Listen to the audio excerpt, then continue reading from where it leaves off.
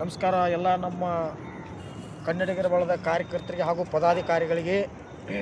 ನಾವು ಇವತ್ತು ನಮ್ಮ ಇಲ್ಲಿ ಹೋರಾಟ ಮಾಡುವಂಥ ಸ್ಥಳಕ್ಕೆ ಆಗಮಿಸಿದ್ದೇವೆ.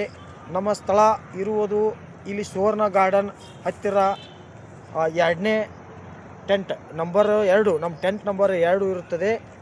ಹಾಗೂ ಸೀದಾ CBTಯಿಂದ ಹಲ್ಗಾ ಗ್ರಾಮಕ್ಕೆ ಆಗಮಿಸಿ ಹಲ್ಗಾ ಗ್ರಾಮದಿಂದ ಬರೀ ಒಂದು 300 ಮೀಟರ್ ಅಂತರದಲ್ಲಿ ನಮ್ಮ ಟೆಂಟ್ ಇರುತ್ತದೆ.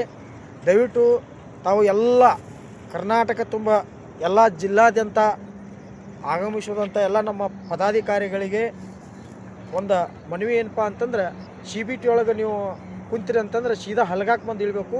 ಹಲ್ಗಾದಿಂದ ಸೀದಾ ಟೆಂಟ್ ನಂಬರ್ 2 ನಮ್ಮದು ಸುವರ್ಣ ಗಾರ್ಡನ.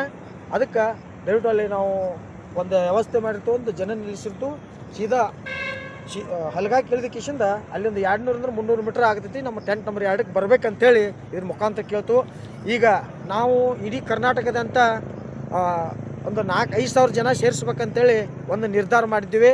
ಆದರೆ ಕಮಿಷನರ್ ಸಾಹೇಬರು ನಮಗೆ 500 ಜನನ ಕೂಡಿಸಂತೇಳಿ ಒಂದು ಆದೇಶ ಮಾಡೋದ್ರಿಂದ ನಾವು ನಮ್ಮ ಕರ್ನಾಟಕದಂಥ ಎಲ್ಲ ಪ್ರತಿ 31 ಜಿಲ್ಲೆಯಲ್ಲಿ ಎಲ್ಲ ಬರ್ತಕ್ಕಂಥ ಎಲ್ಲ ಪದಾಧಿಕಾರಿಗಳಿಗೆ ಅಷ್ಟೇ ಬರಲಿಕ್ಕೆ ನಾವು ಈ ಮುಖಾಂತರ ಒಂದು ತಿಳಿಸಿಕೊಡ್ತೇವೆ.